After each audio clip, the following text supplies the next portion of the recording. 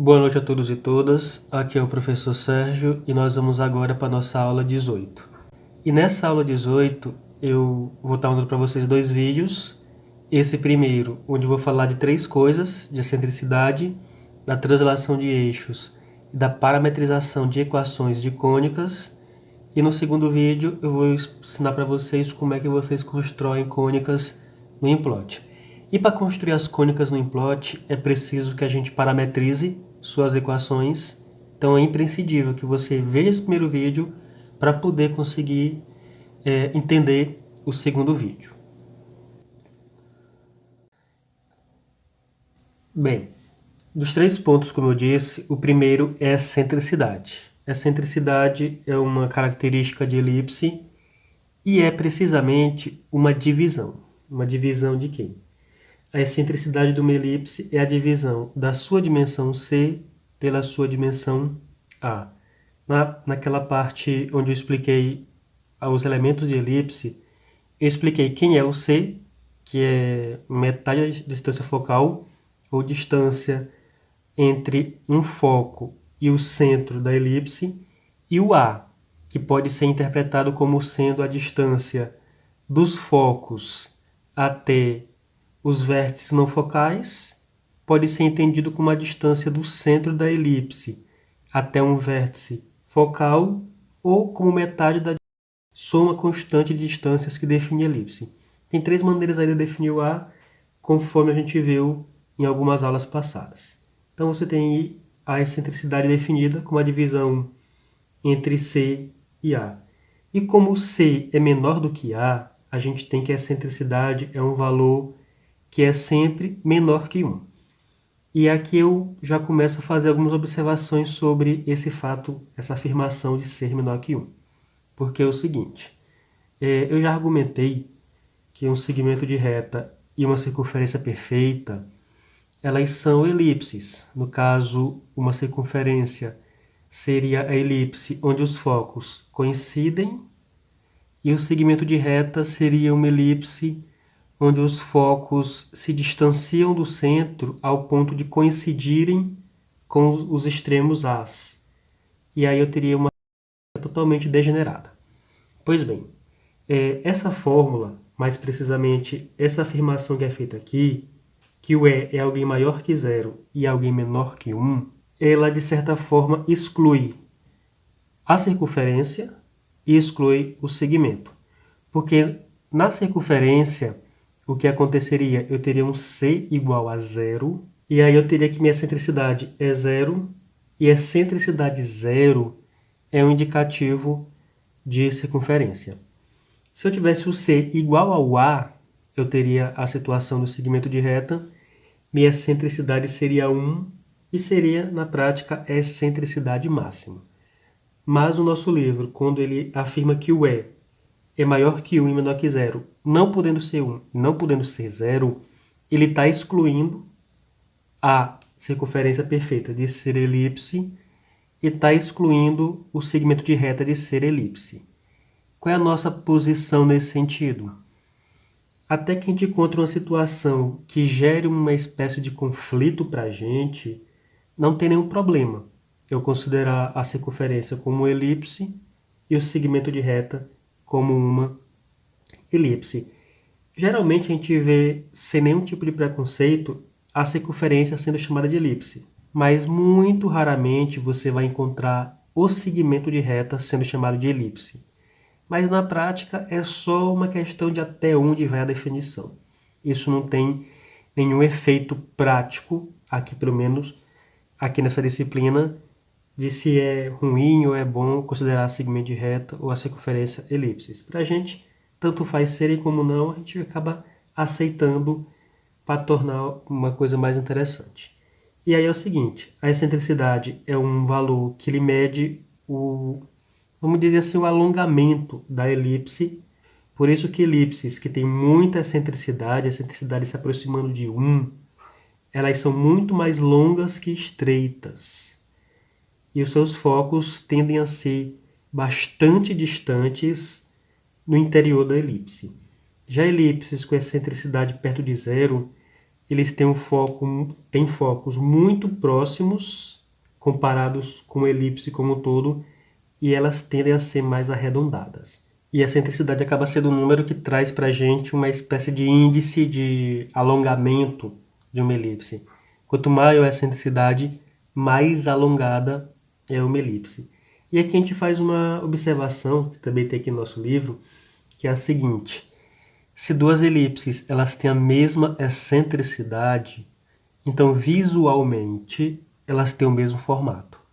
Então, se você vê uma elipse de 1 km, ali na casa de 1 km de largura mínima, e vê uma elipse de 1 milímetro de largura mínima, mas você faz o cálculo e elas têm a mesma excentricidade, visualmente elas têm o mesmo formato. E por uma simples ampliação ou redução linear, uma se encaixaria perfeitamente na outra. Então, o que a gente pode dizer sobre a excentricidade é isso. Se duas elipses têm a mesma excentricidade, isso quer dizer que visualmente elas têm o mesmo formato e elas eventualmente vão diferir apenas pela sua dimensão total. Então, falar de excentricidade é focar basicamente nesses pontos. Aí vem a segunda parte, que é um pouco mais complexa, que é a translação de eixos. A gente resgata um pouco o início da nossa discussão, já que nós definimos as fórmulas de elipse baseadas em elipses centradas na origem. No caso da parábola, o seu vértice estava na origem, e no caso da hipérbole, seus centros estavam na origem. Então, nosso ponto de partida foi trabalhar com cônicas centradas na origem. Isso facilitou nossos cálculos, facilitou nosso raciocínio, ficou uma coisa bacana. Só que, claro, não existe só cônicas centradas na origem. As cônicas elas podem vir em qualquer posição, centradas em qualquer ponto. E mais, tem as cônicas oblíquas, onde seus eixos eles não são ortogonais aos eixos comuns. Ou seja, parábolas cujo eixo não é nem vertical nem horizontal, é inclinado a 30 graus, a 45 graus, etc. Elipses com essa mesma condição, hipérboles com essa mesma condição. Então, as cônicas elas podem vir tanto centradas em qualquer ponto do R2, quanto terem um eixo, seu eixo principal, não paralelo nem ao Y e nem ao X. Aqui na geometria analítica, a gente só vai analisar as cônicas que têm seus eixos ortogonais, ou a X ou a Y. São os casos padrão.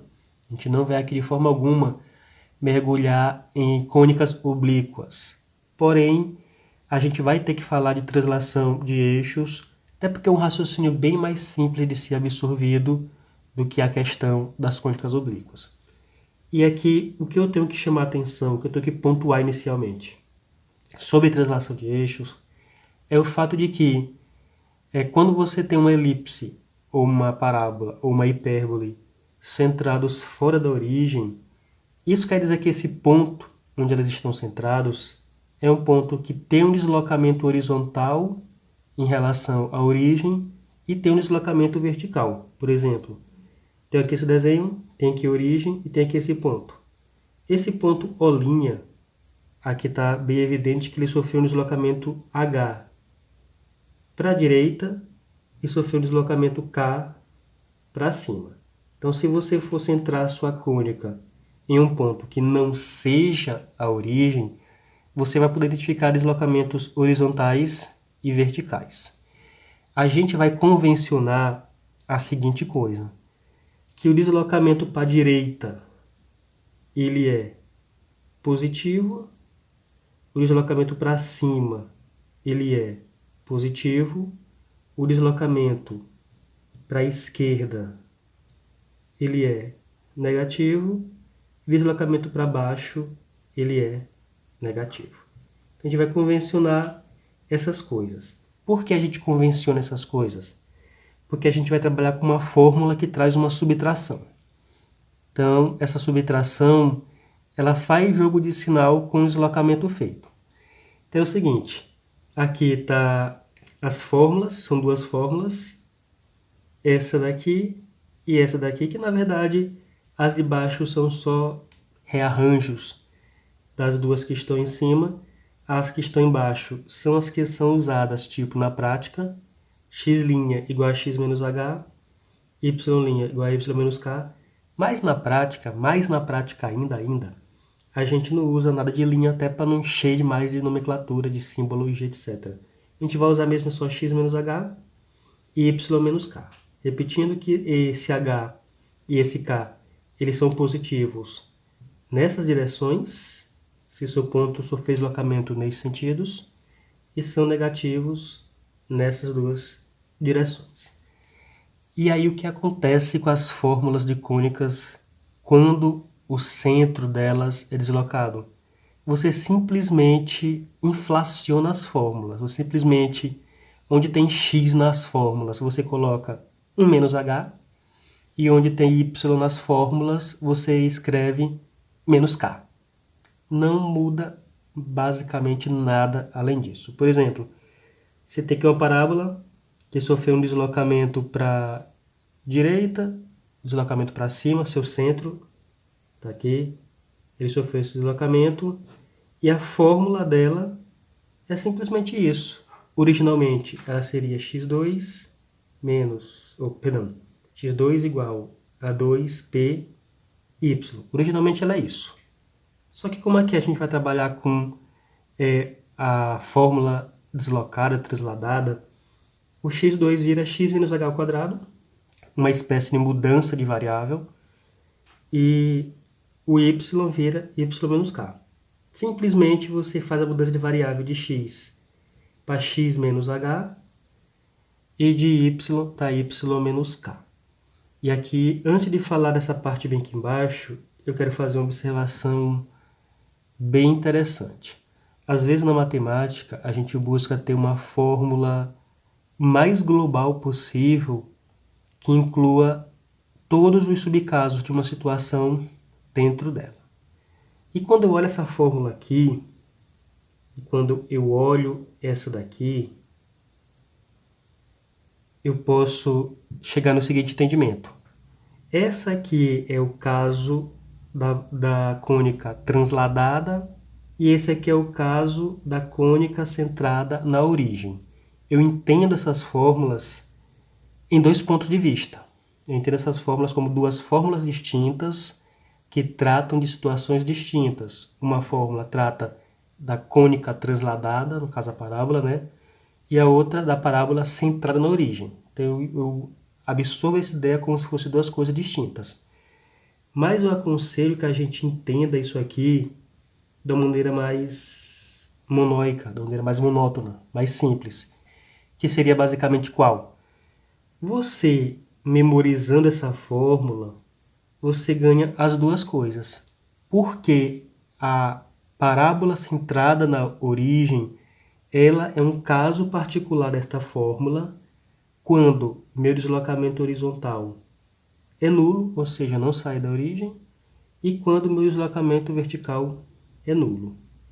Então, em vez de aprender aquela fórmula original e aprender essa, a primeira se referindo à parábola centrada na origem, essa aqui se referindo à parábola transladada, eu aprendo que isso aqui é a equação de todas as parábolas e inclui a parábola centrada na origem, para o qual h é zero, ou seja, aqui soma menos h. Fica só o x2 e o k é zero, não teve deslocamento para cima, então esse k é zero e fica somente o y. Então se eu tiver a minha visão de ver essa fórmula aqui, por exemplo, como uma fórmula geral para a situação a que ela se refere, e que a parábola centrada na origem é um caso particular dessa, meu ganho matemático no entendimento disso, ele é muito maior. Então minha sugestão sincera é que a gente possa estar visualizando essas fórmulas como essas fórmulas transladadas, as 6 que eu vou mostrar para vocês, como as fórmulas mais completas de elipse, ou de hipérbole, ou de parábola que nós vamos ter, e aquelas 3 originais virem apenas casos particulares destas, ok? Então é isso. Então observe que as fórmulas, aquelas fórmulas que a gente já viu, eram simples. Aqui, por exemplo, ela era y2 igual a 2px. E eu só mudei a variável, escrevi y como sendo y menos k e x como sendo x menos h. E a mesma coisa, de maneira idêntica, vai ocorrer para a elipse e vai ocorrer para a hipérbole. Mesmo raciocínio de h, o deslocamento, para cima, para baixo, positivo, negativo, tudo idêntico, eu expliquei até agora, vai valer para a elipse e para a hipérbole. Então é isso. Então essas 6 fórmulas, posso dizer que são as fórmulas mais completas no formato reduzido, porque nós temos 3 formatos de equação de cônicas. Esses que são os formatos reduzidos, transladados ou não, todos eles são reduzidos. Tem os formatos paramétricos e tem a equação geral. Os formatos reduzidos são esses aqui que eu acabei de explicar. Os paramétricos são os que eu vou começar a explicar agora. E a fórmula geral, as equações gerais das cônicas vão ser explicados lá na aula 19. Então a gente está explicando aqui reduzida e paramétrico e na próxima aula as equações gerais. Pois bem, o que seria aqui nessa nossa situação de cônicas parametrizar uma equação reduzida de uma delas? É basicamente assim, não é uma definição, é só uma intuição, uma ideia do que vai ter que ser feito. Você tem, por exemplo, uma equação de uma cônica, que é uma equação que relaciona x e y. Ok, tudo aí sem nenhum problema. Todas elas são equações que relacionam x e y. Parametrizar é você escrever tanto x quanto y em função de um terceiro fator. E você governar a construção de sua cônica pela escolha conveniente desse fator. O que essa parametrização ela tem que fornecer para mim? Ela tem que me fornecer que para cada valor de parâmetro que eu coloque na fórmula, ela descreva um ponto, e somente um ponto. Então, se eu parametrizo por t, cada valor de t que eu escolho, eu descrevo um ponto daquela curva. E não vale só para cônicas, qualquer curva do R2 dentro, satisfaça algumas condições um pouco complexas, a gente consegue parametrizar. E a parametrização ela tem uma coisa interessante que é um raio de parametrização, ou seja, um espaço de valores que o parâmetro pode assumir. Em algumas situações, ele só pode assumir valores dentro de uma certa faixa. Por exemplo, quando eu parametrizo um segmento, o parâmetro só pode variar entre 0 e 1. Uma das parametrizações que a gente faz com o segmento, ela exige que o parâmetro esteja somente entre 0 e 1. Fora desse valor, você não consegue descrever pontos e gera um erro. Já outras curvas, você pode escolher qualquer valor que até existe um intervalo mínimo que descreve toda a curva, mas se você escolhe alguém fora, isso faz repetir pontos. Então vira uma coisa cíclica. E tem outras curvas, como retas, que você, para parametrizar ela, você tem que ter como intervalo toda a reta, do mais para o menos infinito. Então, cada parametrização ele acaba tendo ali um intervalo de valores possíveis. E a gente tem que estar atento a quais intervalos são esses. Então vamos lá. Vamos aqui explicar rapidamente como é a parametrização da parábola. A parametrização da parábola ela é muito simplista, porque você, por exemplo, pega aqui essa equação da parábola, que é a equação de uma parábola, tem o outro formato também. Se você escolhe x igual a t, o que acontece? Você vai simplesmente, quando fizer isso, essa igualdade, isolar o y e ver como é que y se escreve em função de t. Aqui está feito. Então o livro ele pegou x igual a t, fez a parametrização x igual a t, e se x for t, quando ele pega a expressão e vai isolar y, ele vê que y se escreve dessa forma. E aí, junta uma coisa com a outra e está parametrizado. Só que a parametrização ela está completa quando eu mostro qual é o rosto da parametrização em si e quando eu digo quem é o intervalo de existência do t, de onde eu vou tirar o parâmetro t.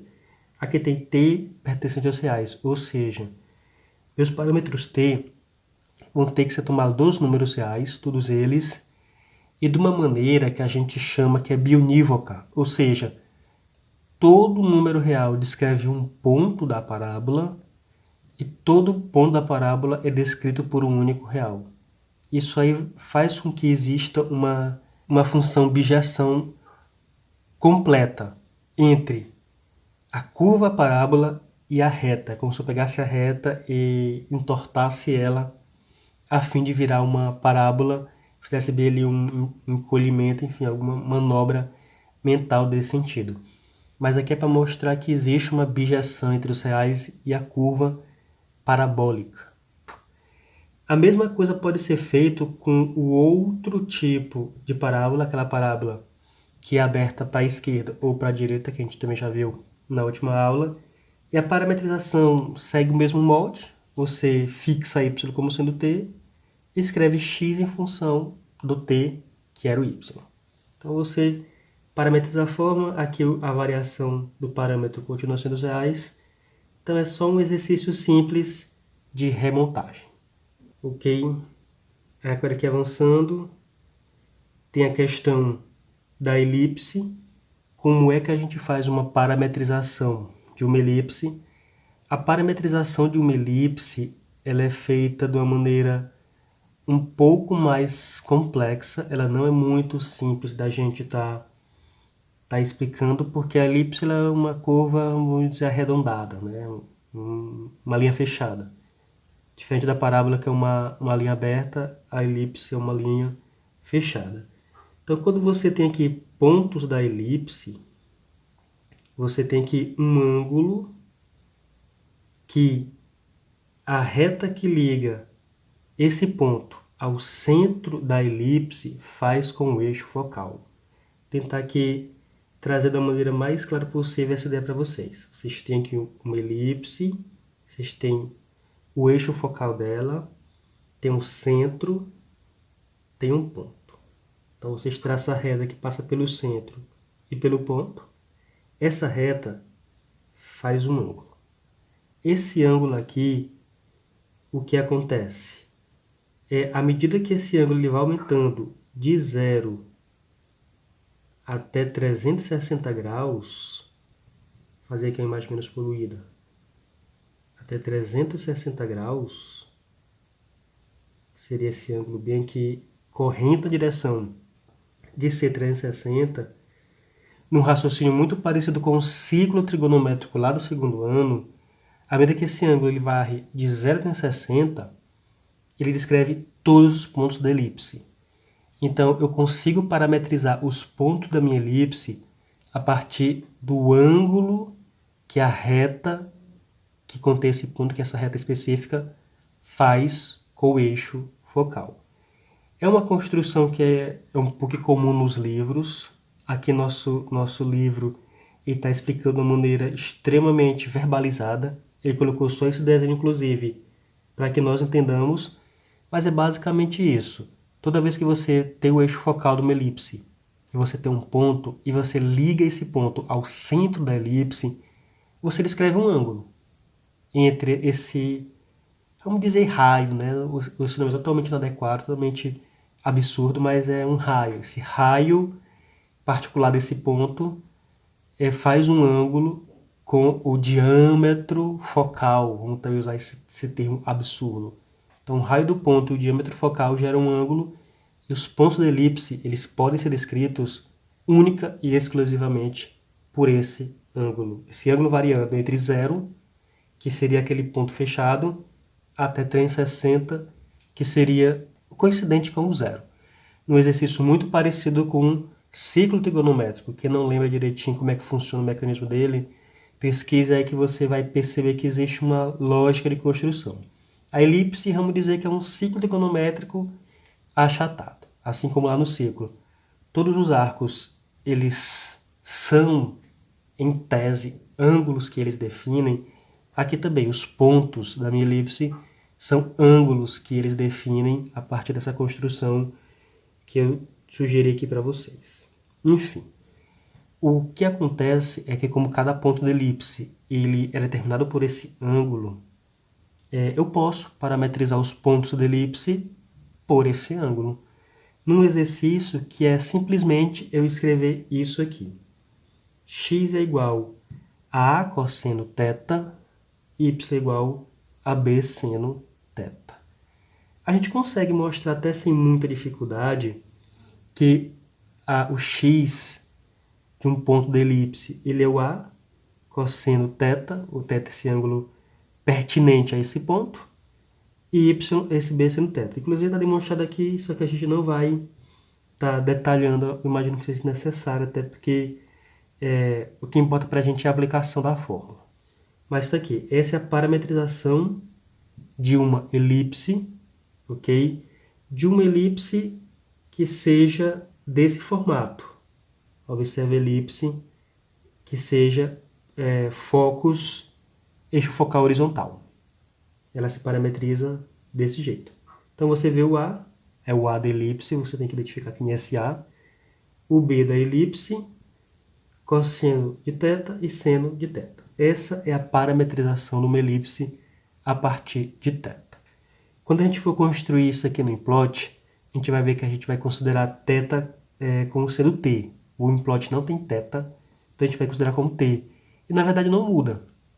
O implot, se você colocar cosseno t, ele interpreta t como se fosse um número real. Isso aqui é a função seno e função cosseno.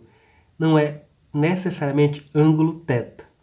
Tem uma fronteira aí entre considerar cosseno de um número real e cosseno de um ângulo. Uma fronteira que não pertence à geometria analítica. É uma explicação que ela talvez pertença à disciplina elementos. Ela não pertence nem à disciplina geometria plana, ok? É uma coisa meio que confunde muitos alunos, inclusive. Mas aqui a gente vai usar a interpretação do implot quando ele enxerga cosseno t como sendo algo escrito por um valor número real t. Enfim.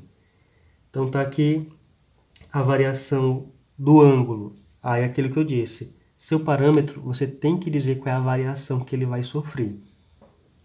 De onde você pode tirar os t's. Na parábola, você tirava os t's da reta.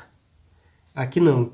Seus parâmetros t, seu θ, que aqui é seu parâmetro em particular, ele vai ser tomado entre 0 e 2π.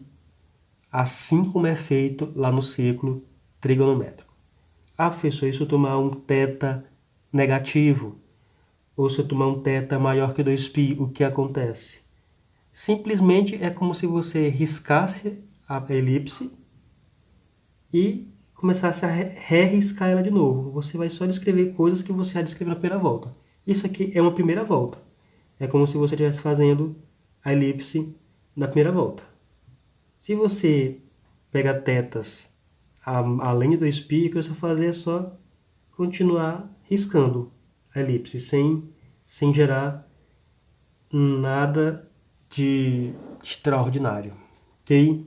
Então a parametrização de elipse ela é um pouco estranha, ela é desse sentido, mas a gente vai ver que ela não é muito complicada de se trabalhar com ela, ok?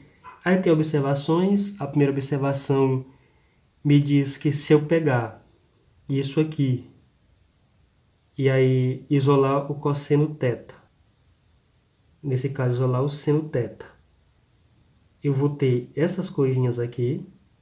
Se eu elevar isso aqui ao quadrado, isso aqui ao quadrado, e somar termo a termo, de um lado eu vou ter x2a2 somado com y2b2. De um lado eu vou ter isso. Do outro lado, eu vou ter uma expressão igual, equivalente, que vai ser o cosseno ao quadrado e o seno ao quadrado. E aí eu vou recorrer a RFT, relação fundamental trigonométrica, que me diz que cosseno ao quadrado mais seno ao quadrado de qualquer coisa é 1. Então, por um lado, essa igualdade é 1. Pelo outro, ela é isso. Então, isso é igual a 1. Mas isso é igual a 1 é voltar à equação original, de onde saiu toda a dedução. Isso aqui é só mostrando que o cálculo ele é cíclico. A gente mexendo com ele volta para o começo. A letra B está me dizendo agora se a elipse ela for eixo focal vertical. A equação paramétrica é essa. Então, como eu disse, essa aqui é a equação paramétrica da elipse com eixo focal horizontal. Observe que aqui x relaciona-se com cosseno e y relaciona-se com seno. Se a elipse ela fica alongada de cima a baixo, x continua se relacionando com cosseno e y com seno. A única coisa que muda na prática disso para isso é o A e o B. Que no caso primeiro o A está em cima e o B embaixo. E no caso segundo, o A está embaixo e o B está em cima. Então isso aqui são as parametrizações das duas variantes de elipse. Avançando aqui tem a observação C. E quando tiver uma elipse que não está no centro, o que acontece? Simplesmente o que você faz com a fórmula original é pegar e cravar depois do x 1 menos h e cravar depois do y 1 menos k. Aí você crava isso e a fórmula se torna essa. Então, se você for parametrizar uma elipse que não está centrada na origem, a sua parametrização é essa aqui. Aí, claro, se você tem elipse que não está centrada na origem, você sabe quem é o K, o H, o A e o B. Então, você conhece os 4 números, você posiciona e parametriza. Ok? E caso idêntico é se você tiver elipse eixo focal vertical. A fórmula é parecida. Aqui a única coisa que vai acontecer é que vai ter também esse H e esse K aqui colocados. Na aula 20, que é a aula de exemplos, a gente vai estar pegando um exemplo que fala disso e detalhando para você. Essa observação D aqui, eu considero ela desnecessária porque ela não acrescenta nada ao nosso entendimento. Ela só diz que se eu mudar o ponto de partida da rotação do meu θ, as equações paramétricas da elipse mudam. Porque a gente está supondo uma elipse que começa daqui. Aí está dizendo que se eu pegar e fazer a elipse sair daqui de cima, a minha equação paramétrica ela fica com o seno em cima e o cosseno embaixo. Isso aqui pode acabar confundindo a nossa mente. Não sei se tem algum exemplo que pede isso aqui, esse entendimento, mas se tiver a gente retorna a ele e usa ele, mas eu acredito que não tenha. Essa observação aqui, eu considero ela para entendimento nosso desnecessário. Aí vem hipérbole, que é sem dúvida a cônica mais complicada de se trabalhar. A parametrização dela é bem complexa. Aqui está explicado. A gente não vai estar dedicando um tempo à interpretação, que é a demonstração dessa parametrização da hipérbole. A gente vai se ater ao resultado final. Assim como tem a parametrização da elipse, a gente também tem aqui a parametrização da hipérbole, cujo rosto é esse bem aqui, certo? E aí, o que a gente tem? A gente tem x igual a A secante θ, y igual a B tangente θ. Então, essa aqui é a parametrização da hipérbole. Ela usa secante e usa tangente. E o θ, ele varia de onde para onde?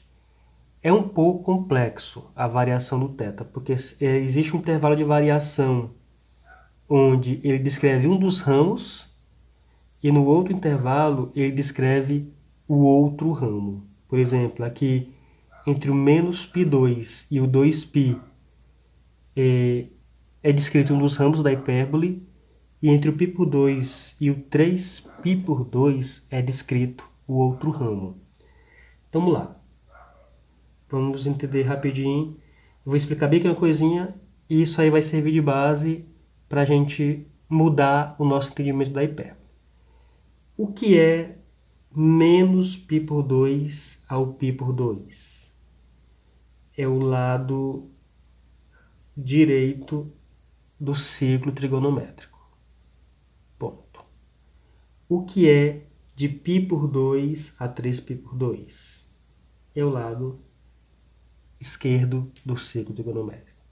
Observe que a gente está fazendo referência ao círculo trigonométrico. Mais uma vez eu digo, se você não lembra dele direito, pesquise direitinho, porque nós estamos usando aqui o conceito dele. Então, voltando aqui, esses limites que o nosso livro dá para que eu consiga construir os ramos da hipérbole unidos, eles fecham todo o ciclo, ok? Então a gente vai abrir mão de escrever separadamente isso, a gente não vai estar analisando hipérbole pedaços, de jeito nenhum. A gente vai analisar a hipérbole o conjunto todo que ela é, que são os dois ramos. Então, ao invés de escrever que o θ da hipérbole varia nesses dois grupos, a gente vai dizer simplesmente que ele varia do menos π ao π. A gente vai fechar novamente a volta, da mesma maneira que fecha desse jeito, só que a gente vai estar falando isso, né? A gente vai estar dizendo que nosso parâmetro t ele vai variar de menos π a π. E aí a gente vai ver que essa organização de menos π a π, ela é perfeita para a gente montar hipérboles no implot. A gente vai montar hipérboles no implot variando de menos π a π. Porque se a gente for fazer a variação no implot com isso aqui em pedaços, vai virar uma coisa que ninguém vai conseguir entender absolutamente nada. Então, quando vocês forem sair do implot, a gente vai estar usando a variação de menos π a π. E aqui observações na hipérbole, que são as seguintes. Aqui, voltando aqui, a hipérbole é a parametrização da hipérbole centrada na origem com esse rosto. x2 sobre a2 menos y2 sobre b2. Se for a hipérbole, a variante dela, que tem esse rosto, muda um pouco a parametrização, mas só muda, fazendo bem que a comparação, que é b tan θ a sec θ. Aqui é a sec θ, b tan θ. Se você perceber, só mudou a posição. Quem estava embaixo foi para cima e quem estava em cima foi para baixo. Então, se você tem a hipérbole no outro sentido, a hipérbole assim, essa é a parametrização dela. E aí, finalmente, se você tem uma hipérbole que não está sentada na origem, a única coisa que acontece com as fórmulas é que você vai cravar um H bem aqui, no caso dos x's, e um K bem aqui, no caso dos y. Então, isso aqui encerra esse primeiro vídeo da aula 18. Aqui, como foi a aula 16 e a aula 17, é só despejando a teoria. Despejando teoria, despejando teoria. A aula 19 ainda vai ser despejando teoria. E a aula que vai arrematar a disciplina, que é a aula 20, vão ser exercícios para a gente ver toda essa teoria de maneira interligada.